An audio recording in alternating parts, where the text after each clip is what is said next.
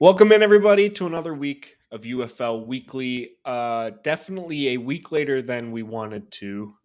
Valentine's Day kind of came and went, and both of us actually forgot to adjust plans accordingly. So, a week removed from us saying we will be consistent, I promise from here on out we'll be consistent. But we are UFL Weekly, coming at you weekly to chat about all things UFL, United Football League, weekly.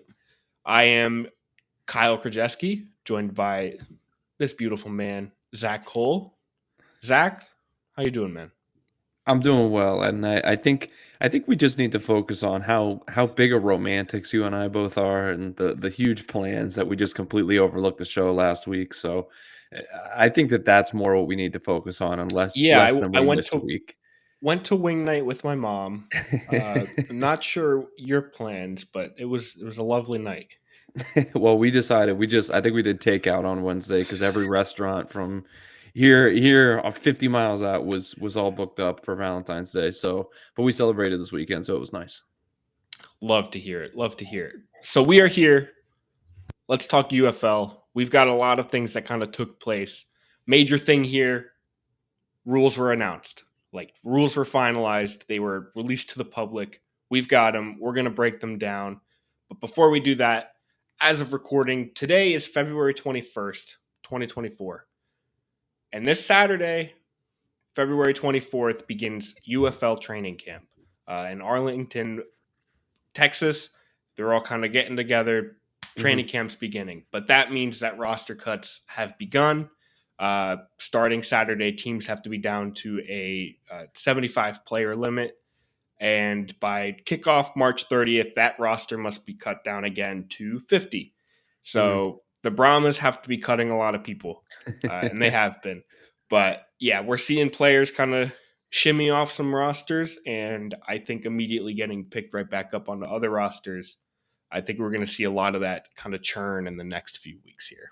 Yeah, there'll definitely be some jostling going on, and I think you hit the nail on the head. Some guys are going to move teams because there's definitely some guys that are going to be in a situation where they're just kind of log jammed at a position, and they definitely belong in this league, but maybe there's not an opportunity with the Brahmas or whatever team it is, the Defenders. So we're going to see some kind of jockeying around, some moving pieces here for the next month or so. But I think the cool thing too is all of these guys are reporting to Arlington. I mean, we're going to see 600 guys go down to Arlington and get into it and start practicing football for the spring here. And then by the time it's wild, but by the time it's over, there's only going to be 400 guys left. So it's kind of insane to think that they're going to send 200 guys home from this month of training camp. But that really kind of gives you faith that they're finding the best players to play in this league. Absolutely. I mean, when you trim 16 teams from both USFL and XFL down to 8, you're hmm cutting that league in half, that player pool in half, and then you're basically having to trim that down another third. hmm It's going to be interesting, but uh, we're looking forward to seeing the product that this league puts on the field in the coming months. Knowing that after all these cuts, after all these roster trimmings, we're going to see some great football, and I'm looking forward to that. Absolutely. And I mean, we've already seen some kind of moving pieces just in the last week or so in terms of the quarterback carousel. We saw four teams actually go out and add quarterbacks to their rosters. We saw Three teams. I'm Sorry, sorry, three three teams, three teams teams. signed four quarterbacks. Sorry about that. Yes, three teams. That's right. The Battlehawks caught me off guard there. But most notably, I would say Jordan Teamu is returning to the Defenders, and AJ McCarron actually announced his um, requested to be released from the Bengals, resignation, whatever we want to call that, Yeah. in order to specifically come back and play in the spring football in the UFL this season. So that's a pretty cool thing, I think, that he wants to be here and he wants to be the guy. Yeah, it was really cool. My favorite thing last year was AJ McCarron basically starting the XFL season and saying, I'm playing football because I want my kids to see me play football. Yeah. So that's why he's playing spring football on top of the hundreds of other players who are playing for a shot in the NFL. McCarron is doing that, but also I'm playing football so my kids can watch me play. Mhm. See that I do professionally and not just sit on a bench in the NFL. So it was cool to see that while we saw Tayamu kind of announce his return to the Defenders. The Defenders were really pumped about that. I'm pumped about that as a Defenders fan, but it's cool to see these, I guess, these pillars of XFL offenses returning to their teams in 2024. But on top of those two, we saw two other, I guess, relevant names signed Mhm. to new teams here. I'm going to start with Brandon Silver, signed with the Battlehawks. Comes with an asterisk that was a few days before AJ McCarron announced his return. Mhm. So I think initially Brandon Silvers was a great player. I think last year he was uh, fifth in passing yards with the Roughnecks. So he solid player, and I think from what we saw last year of his play, it was solid. And that was even with an injury too that knocked him out of the last couple games, if you remember right, because Cole That's McDonald right. stepped in. Yeah, yeah. So we saw Silvers play some good football, and I think prior to McCarron, he was in line to be the starter, but now he'll kind of have a backup role there. I'm sure that's a name we'll probably see. Um, Maybe not cut, but maybe traded, maybe Mhm. swapped to a different team.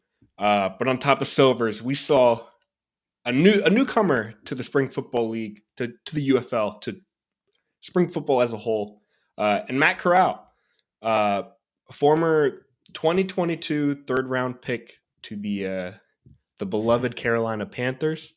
Um, we saw how that turned out. I think an injury kind of definitely sidelined what Mhm. his potential really was, and I think quite honestly, I feel like this is what the UFL is here for, what spring football exists for these guys who maybe need that extra year or two to prove themselves, to get back on a football field and actually get like live game action and Yeah. then get their mind right. Maybe it's not even like a physicality thing. Maybe it's just like some of these people need to play good football again, and then boom, they're back on their roll.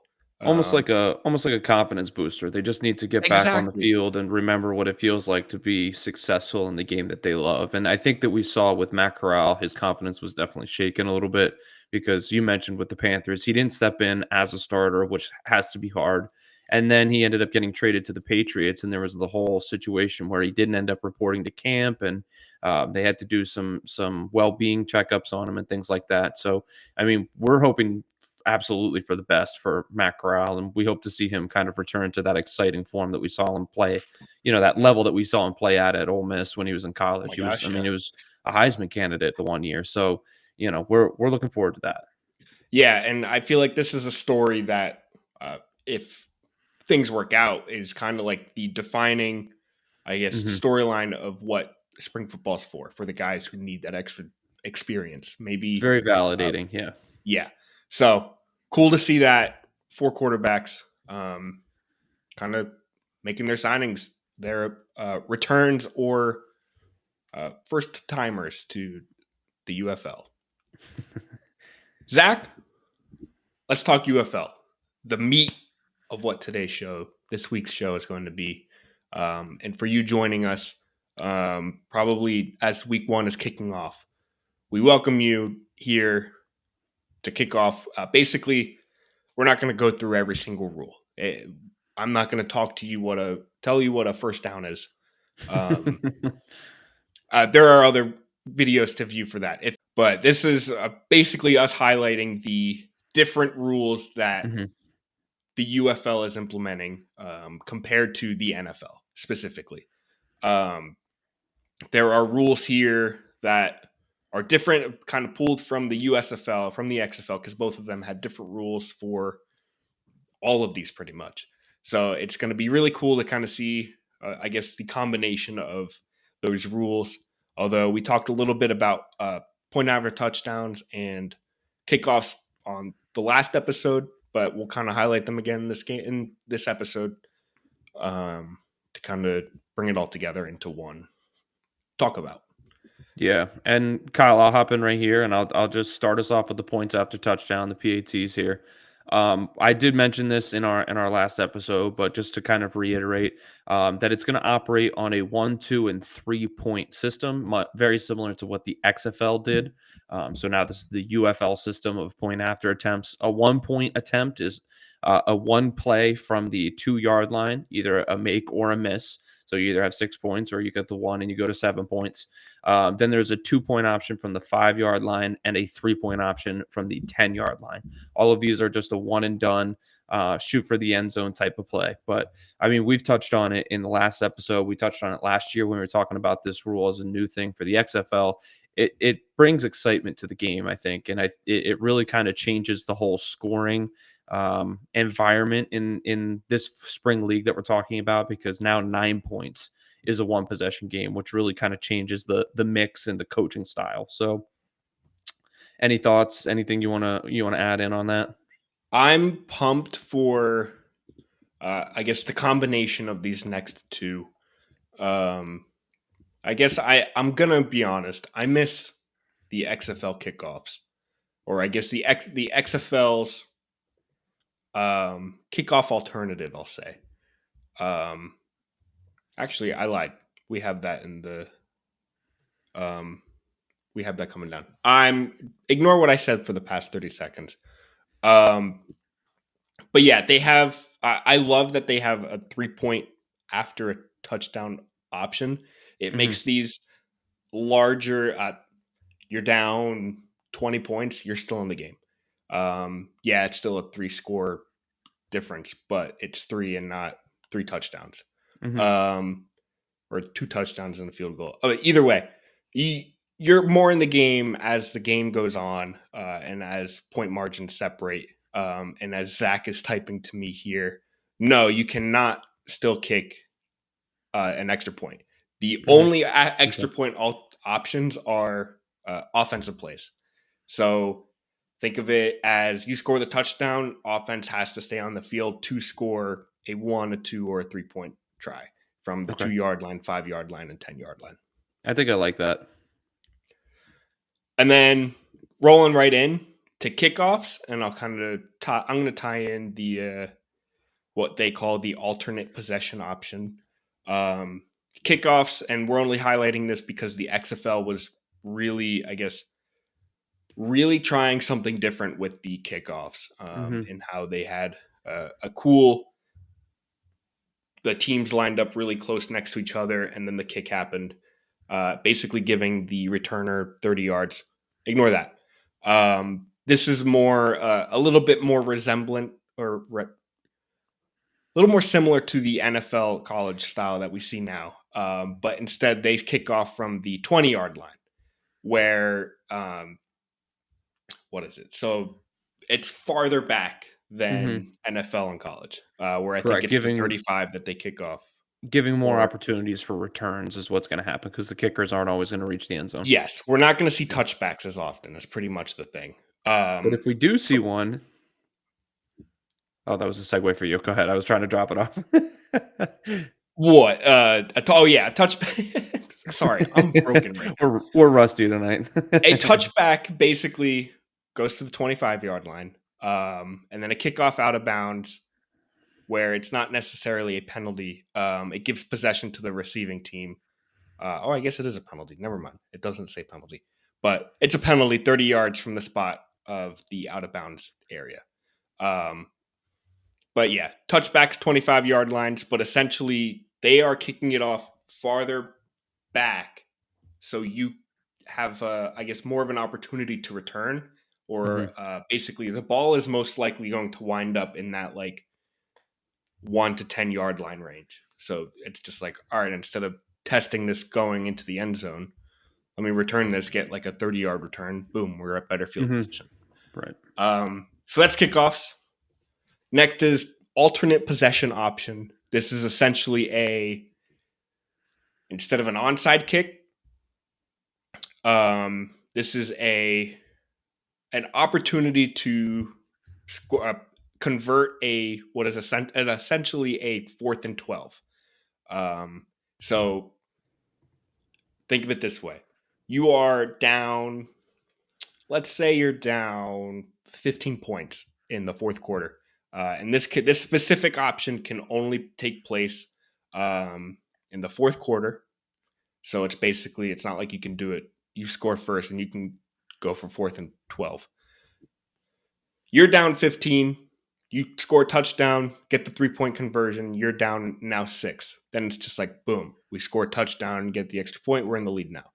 Instead of trying to do an onside kick, you can instead basically you do a 4th and 12 from the Right. 28-yard line to attempt to keep possession. Do the 4th and 12, and it's basically if you fail, other team gets the ball there. If you convert, you keep the ball, you keep going. It's basically your better alternative to onside kicks because we see it time and time again in the NFL. The onside kick doesn't work. It works maybe once a season, but we want more. We want down teams behind to have a better opportunity to come back and make it a game. Mm-hmm. So previously we saw 4th and 15. UFL is pushing it up a little bit, 4th and 12. Yeah, and I was just going to bring that point up, Kyle. I think that they saw that maybe they didn't have as high. I think they're trying to find that perfect success rate where maybe 4th and 15 was still too low, and 4th and 12 puts them a little bit closer to it. And you mentioned from the 28-yard line going out, a perfect 12-yard conversion will put them right at the 40-yard line. The opposite 40-yard line, meaning they'd still have to go 60 yards to score, which I think is also perfect. I mean, that's still, successfully converting a onside, an alternate possession attempt. It doesn't just hand you the game, kind of like you said in your scenario where, it's just an automatic to score a touchdown. No, they still have to go 60 yards. So, and I think one other thing, I think if I read this right, they can still opt to do a traditional onside kick as well. I believe so. At any point in time, first, second, third, fourth quarter, anytime. But this alternate possession option is only available in the fourth quarter, like you mentioned.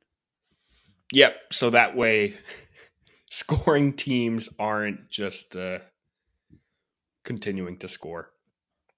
Yeah, exactly. Could you imagine a team scoring first drive and then they go for 4th and 12 in the first quarter? Can't have that. So fourth quarter only. That would really incentivize you to build a monster offense, where you could just pick up 12 yards at the drop of a hat. That would kind of break the league. You get a tight end in here that can just catch and truck forward an extra 4 yards. You're golden. Absolutely. All right, now for one of the wackier rules in the XFL that we are now bringing over to the UFL with us, it's the double forward pass rule, where you can throw the ball forward 2 times per play, which is allowed on a 1-play basis, but the second forward pass cannot cross the line of scrimmage before the first pass does. So again, it's a weird rule, but I like it. I think it adds in that little bit of creative element and that kind of breadth of reinventing the game that I think that they're trying to do, at the same time not completely changing the game. Does that make sense? Like where they're trying to bring in innovation. More trick plays. Yes, exactly. They're letting Andy Reid get crazy. Well, not even Andy Reid. I was going to say we saw it in the Super Bowl with the 49ers. True. Picture that Juwan Jennings to Christian McCaffrey touchdown, but imagine Juwan Jennings instead looking across or I guess taking like 5 steps back, looking at the other sideline, throwing it over there behind the line of scrimmage, and then Debo's the one that launches it to Christian McCaffrey. It's basically just like, think of like consistently throwing off the defense.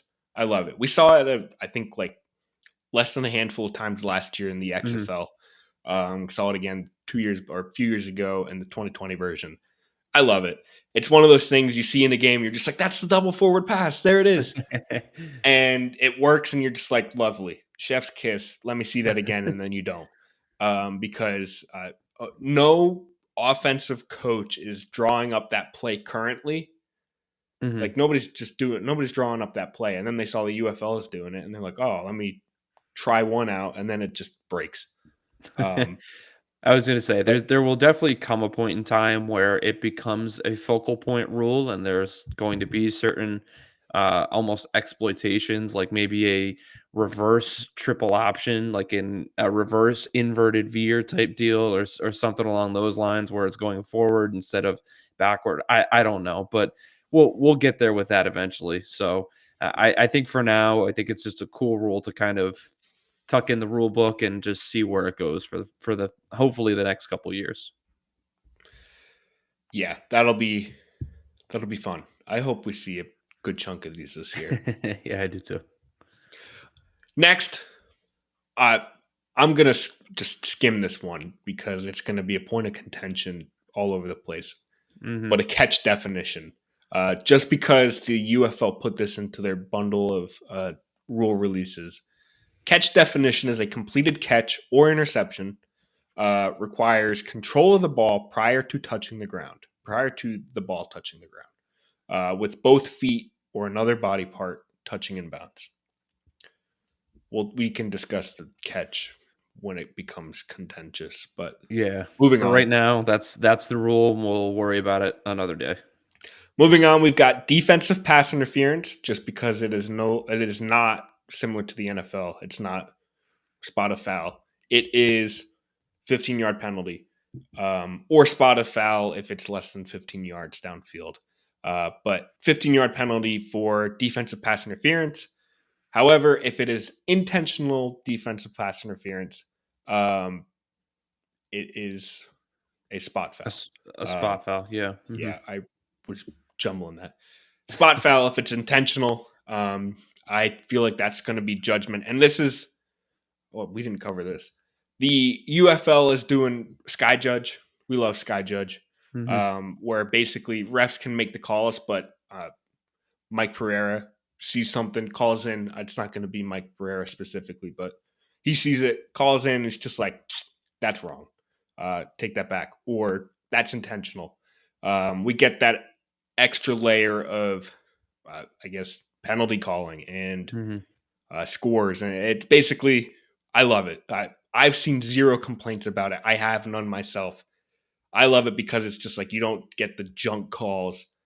Right. It's just pure correctness as best as it can be. And they record them doing the playthrough, and I love it. I think it's essential too, especially if they're going to have a judgment call. Like if it's intentional or not, you need someone that is specifically watching.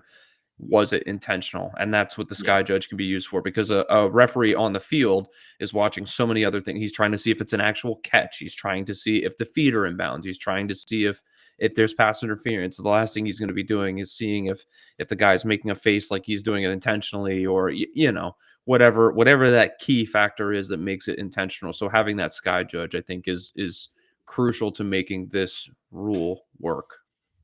Yep. And then Coach's Challenge, that was kind of replay review. I guess I'll mention replay reviews. Just the comment here: officiating department can review plays if they impact the game competitively. So that officiating department is that Sky Judge. They basically call and say, "No, make a different call," or "Let's look at that a little bit further." Whether it's a touchdown, a big play, they just kind of make that decision on the fly. Plays under review, call into a big white cap guy, say, "We got this. We're taking it over from here." Mm-hmm. Yeah, and then the very last rule, I guess, that we will hop into is the overtime rule, which is probably my favorite, I would say here. Yeah. Oh, wait, did I miss one? Yeah, we skipped Coach's Challenge. Oh, shoot, I totally missed Coach's Challenge. Just Go a quick, ahead. You can cover it. Yep. Coaches can challenge rulings without a timeout, or with a timeout, not without. Restart. Coaches may challenge rulings on the field with a timeout. Successful challenges do not result in a loss of touchdown or loss of a timeout, but unsuccessful challenges do. So basically, you have as many challenges as you do timeouts. I do think, though, you can't. I might be talking out of my butt there. It's a good rule. I think it balances out it's again partly strategic. Where are you saving timeouts? Are you not saving timeouts? And you're not just reviewing BS because you have a penalty if you use your time or if you use a challenge and it's unsuccessful. And I think there probably will be a little less motivation to use challenges just because you can kind of assume that the sky judge will get something correct if or will overturn something if it's too egregious to go on. So go ahead. What Yeah, do you I got? was incorrect. There is one challenge throughout the contest. Oh, okay. So think of it as the UFL is saying our officiating crew and replay officials are going to be dead on, but if you got one chance to turn it around. That's fair. I think that's fair. I get it too.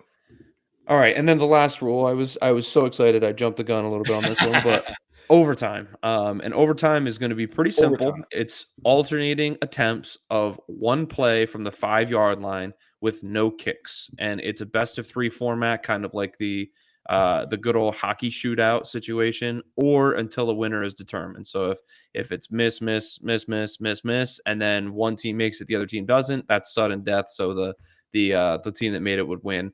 Or if they just keep making it, we'll go till 60 until one team misses. So it's a cool format. I think it's exciting, and I think it's what a game should come down to. Love that it's a 5-yard play. Love that Mhm. it's just a go for it. I really hope they do it in a way where they just stay out on the field both sides and That would just be cool. boom, boom, boom, boom. Just back and forth, I back and think that'd forth. be too much for we'd see an official just running back and forth to watch each one. The poor 60-year-old official. But let me tell you, for my viewing pleasure, that's how I want to see it. UFL, please make it happen. I want. All right, we've got it happening over here. Oh, they made it. Boom. Or actually, just follow the official all the way down. That'll be the Please 20-second do it. intermission you need in between, is just watching him slow jog to the other end. You can watch them slow jog over, and you could do it in the format where they have the small video, a small, I guess, live feed, and then you could show me a commercial right there as much as you want. As long as I could see that official running, I'm in. I'll watch whatever commercial you put there. Absolutely. Fox, Free I hope you're marketing. listening. Do it. I will watch any commercial put there to watch that official run across the field for these overtime rules. Overtime is going to be gold. But yeah, I mean, truthfully, I think it's going to be they do it. Next team runs out there, or next offense defense runs out there, Yeah. does the same thing, in a lamer format. However, still a much better overtime format, and just points. We're just going to see points, and I'm so Mhm. excited. Absolutely. So overall, we got. I'm just going to run through. That's all we've got. Those are all the new kind of different rules. But overall, points after touchdown, you can get a 1, 2, and a 3-pointer after score. Uh, Kickoffs resemble the USFL style, kicking off from the 20-yard line, kind of promoting the return team from returning it. Alternate possession option in the fourth quarter, you can elect to run a 4th and 12 instead of onside kicking it. Was previously a 4th and 15. You got 2 forward passes now, as long as that first one is behind the line of scrimmage. I don't know. Really cool. See the quarterback drop back, throw it to somebody behind the line of scrimmage. Another one downfield. Let's see. Catch definition. Sure. Defensive pass interference, 15-yard penalty. If it is intentional, it is spot foul. We got replay officials, or replay reviews, basically. Sky judge is kind of what Mhm. that means. Coaches challenges, they got one challenge throughout the game, using a timeout. If they don't have a timeout, they can't challenge. Successful challenges don't result in a timeout, but unsuccessful challenges do, takes it away. And overtime, best of 3 from the 5-yard line, no kicking. Basically, score a touchdown, best out of 3 until a winner is determined. Yep. That's all we've got. Those are all the rules. Hey, I'm looking forward to this. Absolutely. It's getting real. We're about a month away. Month away. Training camp kicks off this weekend. we're gonna see we're gonna get a lot of hype coming up these next few weeks, I'm guys. sure we're going to see some good clips, some hype Oh yeah, trains. I'm excited. a lot of training camp buzz, and that's what we're here for. We're here to Yep. keep you informed. I think next week we're gonna do a little bit of a like where teams are at. Kind of go through basically. I think last year for the XFL we did a which team should you root for. I think we're going to do a little bit of the same here for the UFL. Hmm. Highlight a few of the players we like, coaching. Maybe you are in the area and you like that stadium. We'll highlight all that fun stuff. And we'll kind of go through training camp news. Keep you up to date as best as we are able to. So Absolutely. Yep. overall, thank you for tuning in. You can follow us on Twitter at UFL_weekly. Follow us on Instagram as well, UFL Weekly. Quite honestly, I don't post on Instagram often, but it'll be there once in a while. Feel free if you've got one, just hit a follow. Twitter, I kind of keep things, or X, keep things updated. I repost all the news I see throughout the UFL, kind of keep our followers as informed as possible. So if you want instant information, follow there and just like, comment, and subscribe. It's as simple as giving us a 5-star review or a 1-star if you hate us. Either way, preferably 5. It helps a lot. Leave a review, whether it's just a heart emoji. Leave comments. If you hate our review of these things, if we were wrong on any of these, if I misread any of these things, let us know. Hmm. I'm not here. Neither of us are here to be high and mighty. We've got everything 100% correct. We're trying to have everything 100%, but Hmm. sometimes we don't. So, Men of the people. man of the people, men of the people. Let Hmm. us know if we've got anything wrong. Let us know if you want to debate anything that we said. Maybe you absolutely hate the XFL style kickoffs while I absolutely love it. And I'm a little upset that we no longer have that version. Let me know that you hate my opinion on that. Or maybe you're And a I'll real weirdo and you wish they had the NFL overtime rules. Ugh. Yeah, if you're a real weirdo, let me know too, and I'll just call you a weirdo. I won't. I'm gonna be nice about it. Don't worry. I'm just gonna have a peaceful conversation with you, probably through the UFL one, and so you might think that it's Zach commenting and not me. But we love the interaction. Long story We love short, the we want interaction. this to be as That's all. interactive as That's possible. all. This Yeah. is what I'm really saying. If you're listening on Spotify, I'll probably have a poll. Last week, I think it was, do you intend on seeing a live UFL game? Mm. Nothing crazy, nothing too much. I'm a curious guy, so I put a random poll there. So if you're listening on Spotify, listen there. And if you're watching on YouTube, you can listen to us in podcast form, wherever you get your podcasts. And if you're listening to us and you want to see our beautiful faces, we are also on YouTube. That's it. Let us know how we did. Let us know if you didn't like it. Let us know if you loved it. But those were the rules. The rules are the rules. And Zach, it was a pleasure chatting with you this week. It always is, brother. See you next week. Thanks for tuning in. See you.